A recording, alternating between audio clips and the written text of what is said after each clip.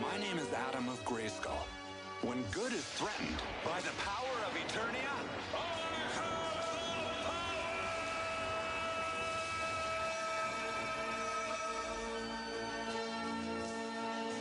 I was summoned to the future by the last of mankind to defend them in their hour of need.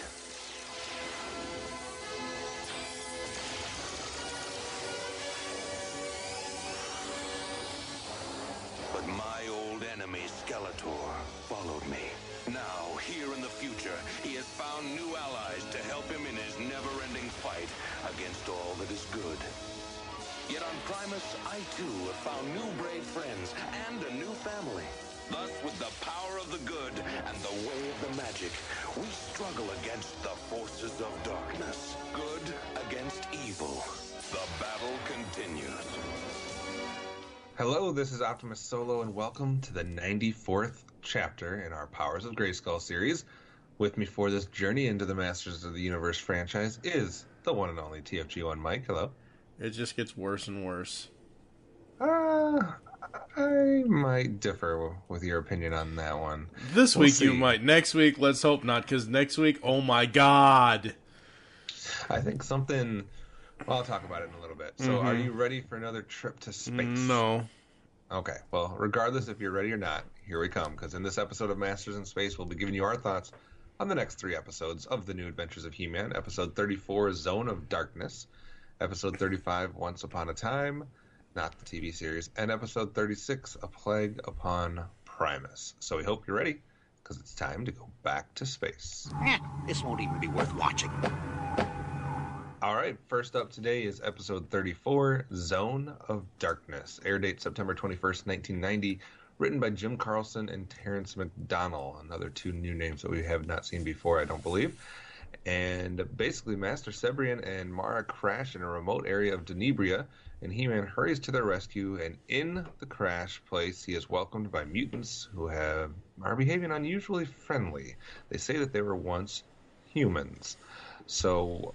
this is an interesting episode where he's encountering mutants that claim to be humans, and we also have the dichotomy of, are they working for the mutants or are they actually good? So it's kind of like a trust episode. Can we trust these guys or not? So what did you think about this one? I liked it. It was okay. Skeletor, he's a little late to make a Transformers reference, but okay. I don't know. At first it stood out to me like, oh, this is your standard, we're just, misunderstood, yada, yada, yada. Someone has said so many things about us, but none of it's true, that kind of thing. And the whole, like, oh, we've come to this planet, and we were going to explore it, or whatever, and it turned us into evil creatures, or evil-looking creatures, and then, hey... we go back to Primus, and the 3 sons cure us. I'm like, really? Seriously, that's the plot? I haven't had a chance to do the research yet. So, if there's a listener out there or a super fan that wants to fill me in, please do, or I'll try to find out by the end of the series. But I swear something happened at the halfway mark with this series. Like, a different team of some sort came in. I know I already kind of talked about this last episode or the one before, but it seems like right when we got to episode... I don't know, 30-ish, like, all of a sudden, something was different. Like, I don't know if it's the director or if it's the creative team or what, but I don't, do you feel that way? I feel like the episodes are different. Yeah, it's not, I don't think it's this batch of episodes. It's next week's where... I'll go ahead and say this now, and I'll repeat myself next week, because everybody knows I repeat myself all the damn time. Because I just repeat myself all the damn time. Right. It's one of those things where what I noticed in the next week's batch in episode 95 is the transformation scene changed. It's longer now. I'm like, really? Seriously? It's longer? He's I think one of these... producers, whomever, animators went back and watched Thundercats, because he's like swinging this and swinging that. I'm like, no, you're not Lion-O. Go away, 90s New Adventures He-Man. No. Yeah, but I'll get into it a little bit more when we get into our good and bad moments. But I swear, there's multiple things from a visual standpoint, from who's getting the more time on screen, from some of the relationships between the characters, and the quality of the episodes seemed like they changed all of a sudden. So it's weird. It's like the second half has started off really more positive than I expected. And we'll see how long that lasts. But at least, last week we were super positive on it, and I'm going to be pretty positive overall today too. So it's just a strange.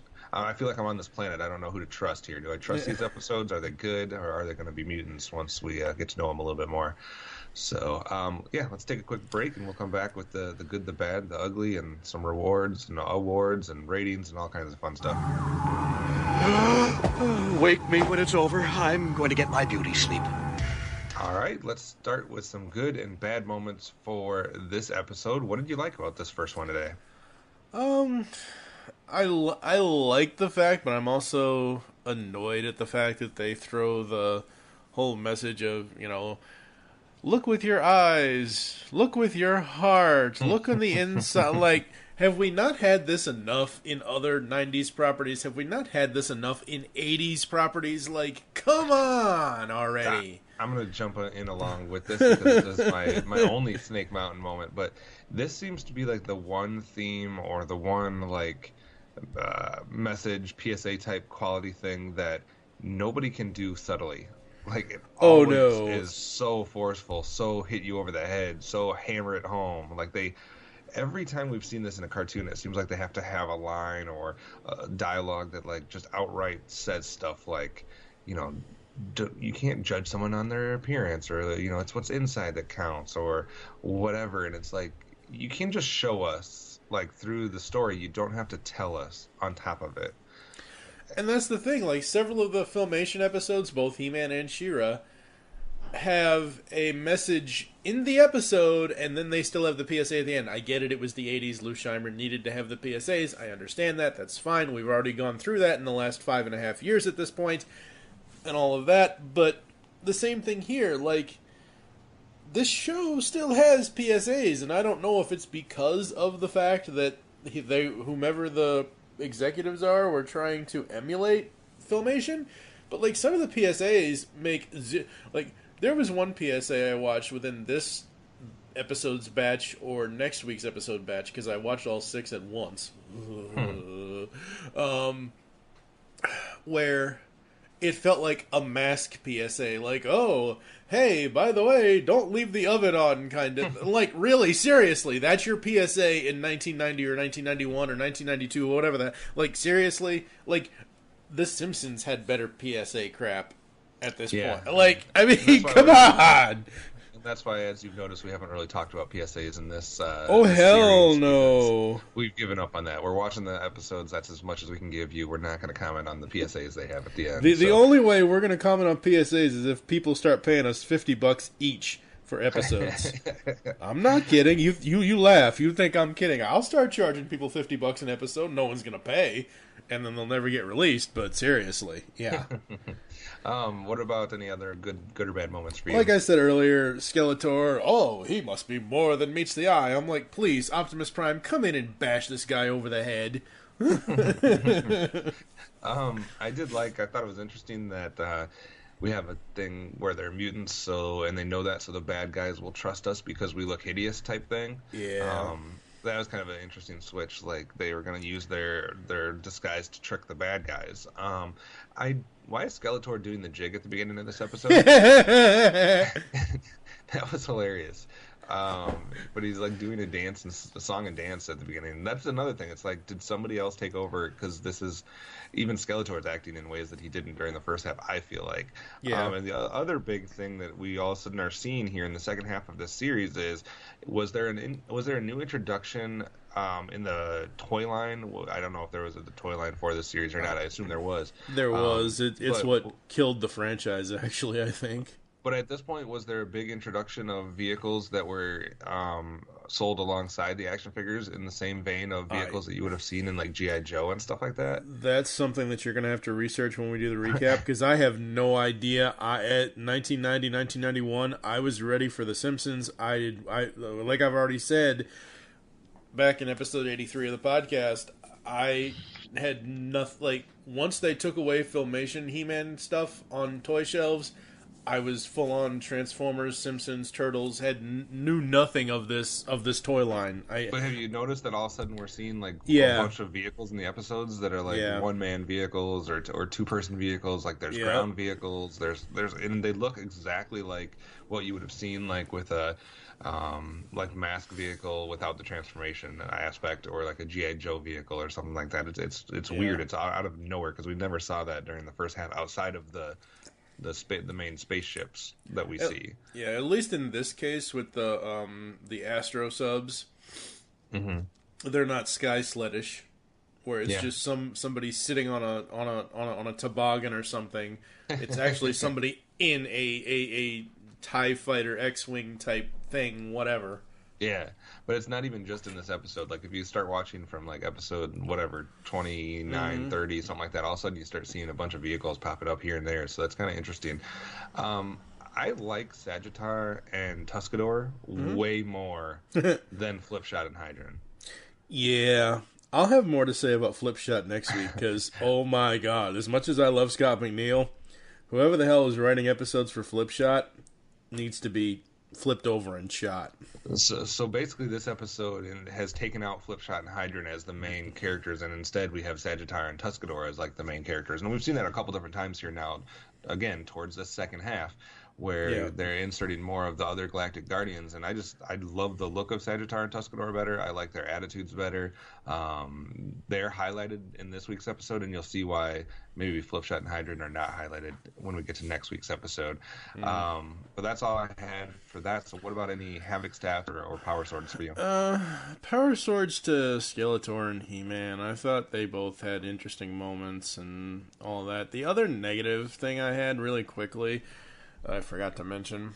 I don't mind them showing the sorceress in He-Man's eye and all that, but did we really need the echoing effect on different than perceived, like, no, don't do that. Don't do that. Wow. Yeah, but He-Man and Skeletor get Power Swords. What about you? Any ratings? Or not any awards? Yeah, I just have Power Swords for Tuscador and Sagittar because I'd like to see them more, and the other guys less. So that's all I had for rating wise. I am at a 3.5 on this one. I think it's above average. I think there's a little bit uniqueness as far as we don't get to see this a lot, where you just run into a different race and you have to figure out if they're good or bad. And there's a scene, literally a scene of them talking with Skeletor and the mutants, making a deal. So you think that they are, but they're really not, and they're really humans that were just kind of turned into these beings by being on this planet. The only thing that I was kind of waiting for was it did turn Severian and everybody back to humans. I was waiting to see what these guys would have looked like when they turned back to humans, but they didn't. I don't know if they just needed longer or if their effects were more permanent, but I thought it was above average. I'm 3.5. What about you? I'm right there with you. It's 3.5.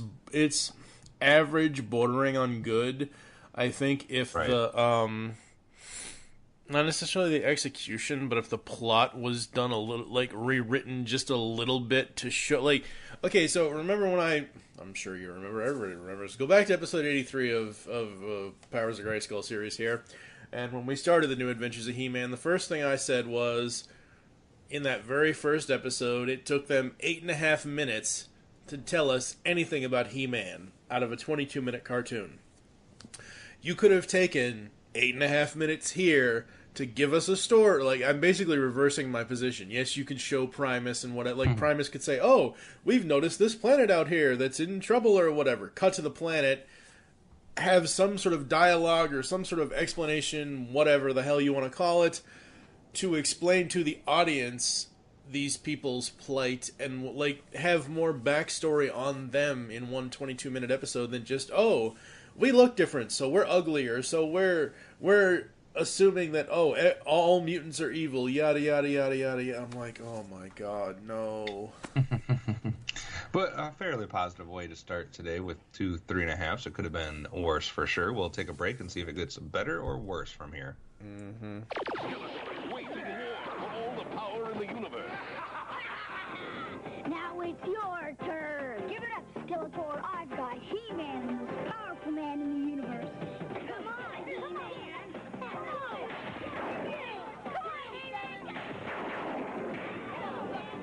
got him, He-Man.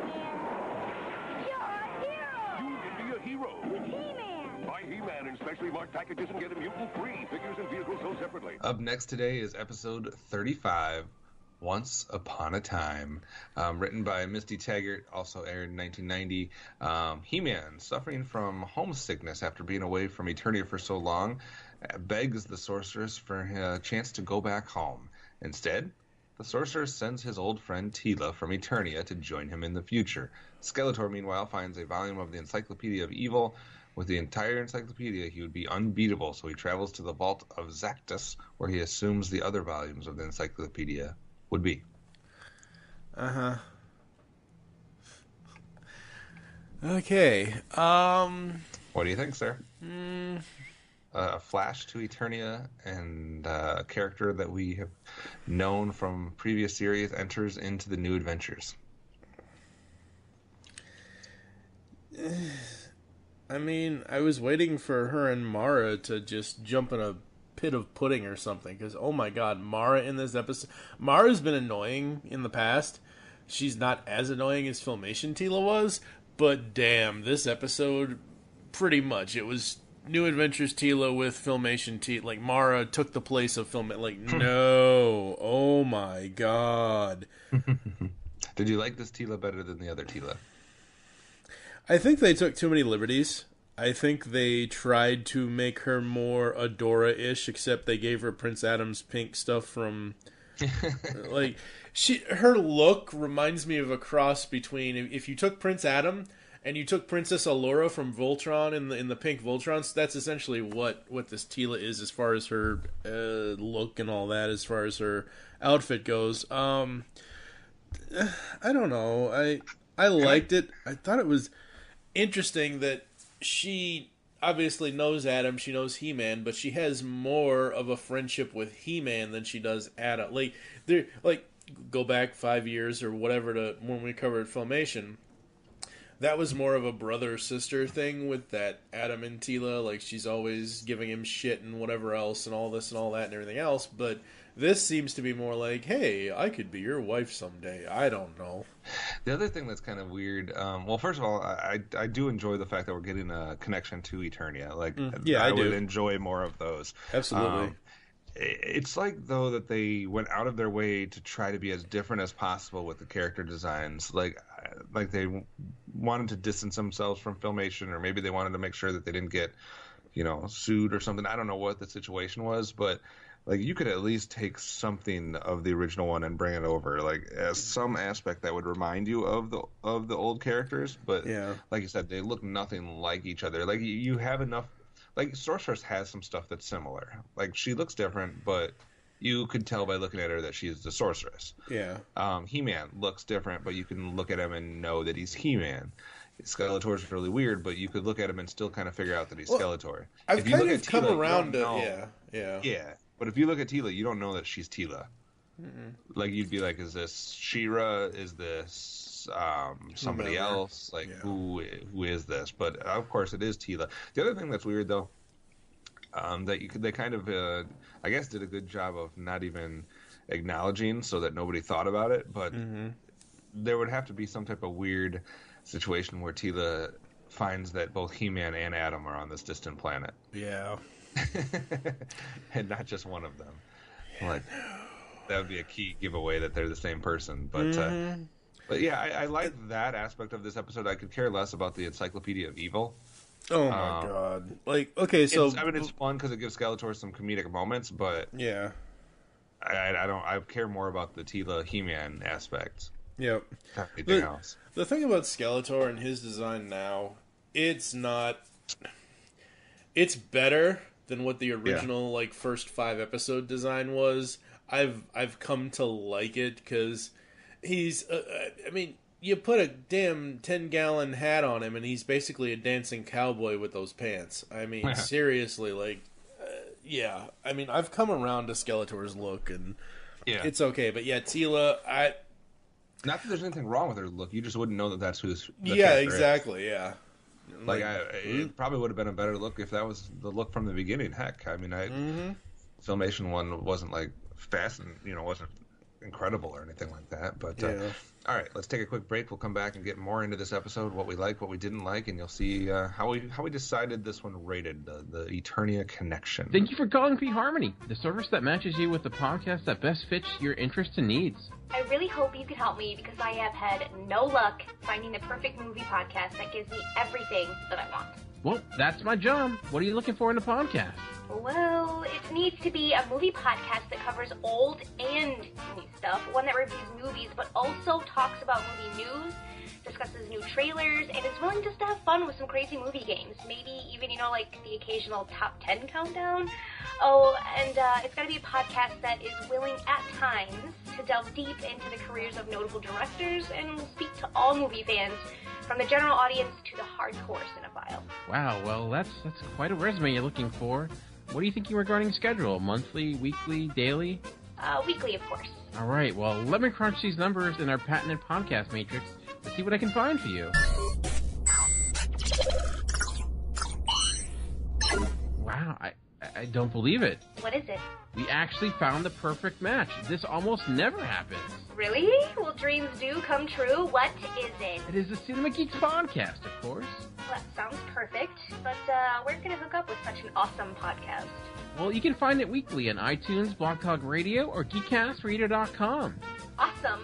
Podcast marathon, here I come. Another satisfied customer brought to you by P-Harmony and the folks over at the Cinema Geeks podcast. All right, we're back to get a little bit more onto this Once Upon a Time episode. I got a couple things here. Actually, I have about 3 or 4 items for both, so I'll go first and you can talk about whatever's left. The good moments here. I love the idea that He-Man actually misses Eternia, because up to this point, it's like he didn't even exist in Eternia. Like, he's made no acknowledgement that he was from another planet, no desire to go back there, no, like, oh, we got to finish this up so I can return to my, family. There's been no mention of it. So it's good that we're acknowledging that he is not from this planet and is gone from the planet he grew up on. Nordor? Is that coming straight out of Lord of the Rings?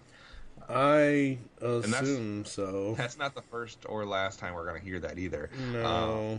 I was definitely very positive on the fact that Teela's involved here. I did find it funny, though, that at the end of the episode, obviously the sorceress made this happen, but Teela doesn't just say bye or we'll see you again sometime. She says farewell forever. Mm-hmm. Like, that was odd. Like, so you guys are just acknowledging that you're never going to see each other no matter what again? Like, I thought that was... I didn't think that was in the cards. I thought at some point they wanted to reunite. At some point, He-Man might want to go home after this is all said and done, but I guess not. Guess not. Snake Mountain. Mara is a jealous bitch. Mm-hmm. Why did the ground go back together perfectly? Like, they created this big chasm, and then it's just going to come back together and line up and just smooth out and fit perfectly. That's not how science works, or physics. And why is Ram Man a bad guy in this episode or in this series? Like, I don't know. Like, yeah, that makes no sense. And then also He-Man literally destroyed a tree, and then threw it in the path of Butthead. I still can't believe there's a character named Butthead. And where's Beavis when you really need him? And how does the tree stop Butthead? Like, just go around it. Yeah, really. Or Ram Man. I'm going to call him Ram Man because I don't like calling him Butthead. What about you? Good or bad moments? I already said it earlier. Teela's back and looking very Prince Adamish with all that pink. This might be the most evil Skeletor has done yet. We see that he's feeling like he needs to take over from Flog, so I like that part. It's another aspect that they've kind of gone away from, as far as he being a subordinate. Like, there's a lot more episodes where he's just in charge and he doesn't ask for permission these days. Mm-hmm. Because there are some episodes where he's like, we will take over. Like, yeah. Right. For bad moments, you're right. Mara's a jealous bitch, but the rhyming, oh my god, no. Just no. No wheelie. Thank you very much. Oh, I like wheelie. Anything else from you? Nope, that's it. All right, what about Havoc Staffs or Power Swords? Havoc Staff to Teela just on principle because it's Teela, and Mara for being a jealous bitch in the beginning. Interesting. I should have known. Power Sword to Skeletor because it's Skeletor, and This is very middle ground for me. So, what about you for awards? I have a Havoc staff for Mara as well. She was annoying. I also have a Havoc staff for the mutants because they definitely caused that cave-in, and they should have been a little bit smarter than that. And a power sword for Tila because I enjoyed seeing the Eternian connection. I think I'm going to be a little bit more positive on this episode. What kind of rating do you have on this one? 3. It's very middle ground. It's not good, not bad. It's not super horrible, but yeah. See, I didn't care necessarily for the storyline with the Encyclopedia of Evil, even though it let Skeletor do some funny things and be evil and whatnot. But I really did like the Eternia connection, the fact that he was missing it, and the fact that we got Tila. I would love seeing more characters. I know we're not going to, but I would love seeing like a Man-at-Arms or Orko or Battle Cat or anybody. But so we got Tila. Not my first choice, but it's still somebody. So I'm going to be on a 4 on this one. I enjoyed that aspect of it enough to give it a positive score. So, all right, we're going to take a quick break. Nothing negative yet. We'll see what happens in the next episode when we get into episode 36, A Plague Upon Primus. Damn it, Unicron.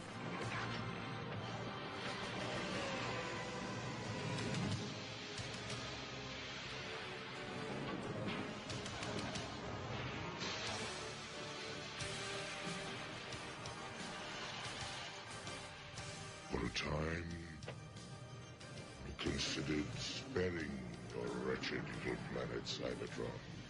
But now, we shall witness its dismemberment.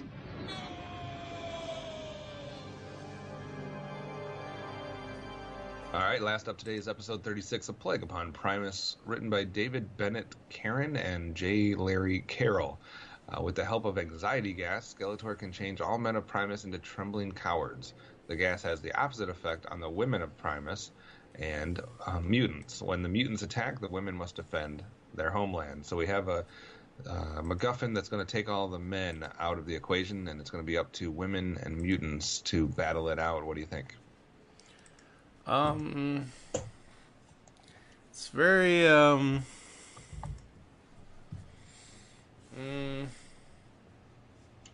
equality rules, I guess. I like it feel that this whole episode, it felt like that old commercial, whatever men can do, women can do better kind of thing. And I get it. It's the plot of the episode. It's the fact that Skeletor has created this thing that he believes will destroy the entire planet because, I'm sure in Skeletor's mind, he's a male chauvinist pig that doesn't think women can do anything. Of course, this was the 90s. Women were breaking out in the 90s. I mean, She-Ra had her series in the 80s. Jam had her series in the 80s. There were plenty, I'm sure, I know Sailor Moon was big in the 90s. Sailor Moon's always been big, but specifically, I remember Sailor Moon in the 90s. That's all women kind of like. But this episode is like, really? That's what you're going to do with it? Honestly, this should have been the plot for last episode, and this should have been, the benefit of Tila being around is that she would be able to help defend things and kind of save the day, but they didn't do that. So it's weird that you would have a plot one episode before where Tila's here, and then the next episode after Tila's gone, you're going to have one that they need women to defend themselves. So I don't know. So that would have been a better way to do things in my mind, but this is not a type of plot that I'm going to get on board with. Like, why does this thing only work on men?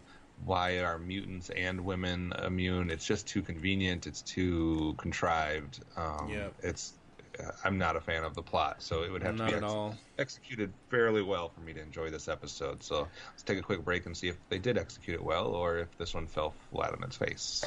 The new He-Man Power Sword. Cool! It makes sound! That's all. Skeletor! The Power Sword makes 8 action sounds.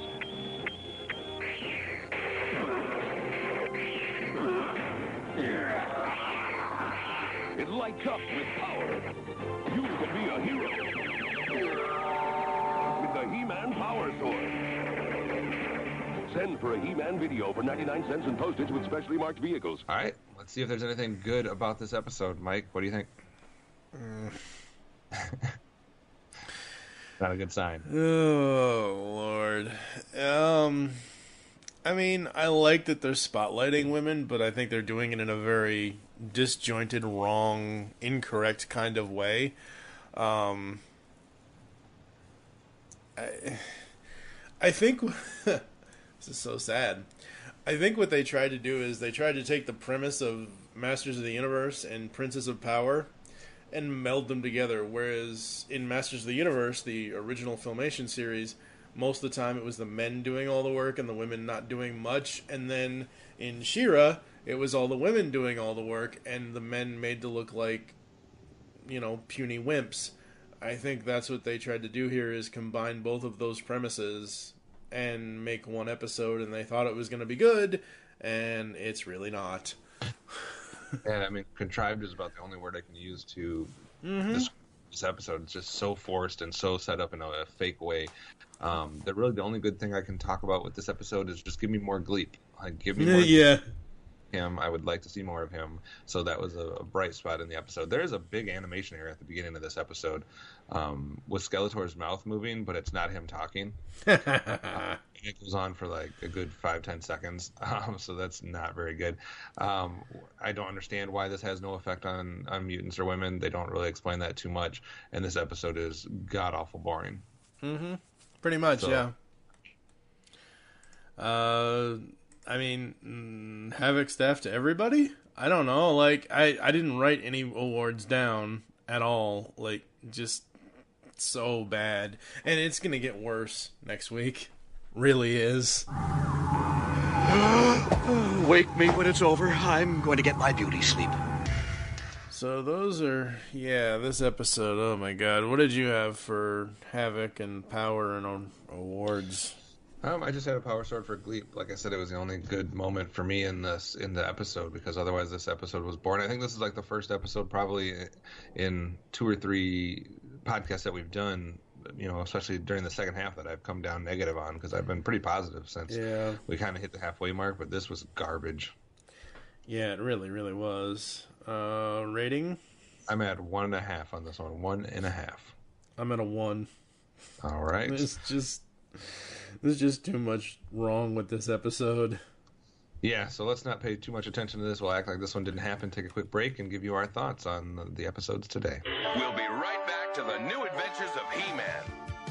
It's Showtime Synergy. The latest review podcast from the Geekcast Radio Network is here. So join TFG1Mike, Nicole Hailstorm, and myself, Lady Rec, as we will be reviewing all 65 episodes of Joe and the Holograms in a 25-episode-long podcast. You can find Showtime Synergy on iTunes and GeekCastRadio.com. We are the truly outrageous podcast that you want to be listening to. Welcome back to the new adventures of He-Man. We are back here on Masters in Space, Powers of GRAYSKULL series, episode 94. Creeping our way towards 100. The downward spiral is starting, folks. We ended this episode on a really, really bad cartoon, and next week it's not going to get any better. You're showing your hand, sir. It was such a positive, halfway point. We've had 5 or 6 good episodes in a row, and I was starting to think the whole second half is going to be what people were talking about when they talk about. Ooh. Technical difficulties. Let's move on, shall we? We are back here on Powers of GRAYSKULL series, Masters in Space, episode 94. And folks, we ended on a really bad episode today, and it's only going to get worse, I think. Yeah, we're creeping our way towards 100 here on 94, and I was thinking real positive so far for the second half. We've had 3 or 4 podcasts in a row that I've been pretty positive on the episodes, and I was starting to think the second half is what people were talking about when they say, the series is good and this, that, and the other, because I've enjoyed quite a few episodes lately, but maybe it was too good to last. Maybe we're about to go down a bad path. Yeah, I think we are. I'm worried. Yeah. I'm not worried. I'm just waiting for the shoe to just, come slamming into our faces, because holy crap, it's going to. This was episode 35, so there's only 30 or 36, so we're down to 29 left. Is that what it is? Something like that. I don't know. We're over halfway. Yeah, over halfway. All right, thank you for listening to the Masters in Space. Today, if you'd like to get in contact with us to leave feedback for the show, there are several ways to do so. Visit the website, geekcastradio.com, where you can comment on this and all of our other episode posts. Leave the show's feedback in iTunes. Please do this. Follow us on Twitter. At Pow of Grayskull is the show Twitter. You can follow at Geekcast Radio for all the other network updates. I am at TFG1Mike. What is your Twitter? At OptimusSolo. Become a fan on Facebook. Go to facebook.com/Geekcast Radio Network. We hope you enjoyed the episode today, and don't forget to join us in our next adventure when we will take a look at the next 3 episodes of the New Adventures of He-Man, which are The Test of Time, 4 Ways to Sundown, and the Sheriff of Gorn City. For now, I am TFG1Mike with the very worried OptimusSolo. By the power, for the honor, whatever the hell, and the magic, and the way, and the weird, and the whatever. All that. Yes, all that. Although that has nothing to do with Nickelodeon's all that. Flawless Ensemble.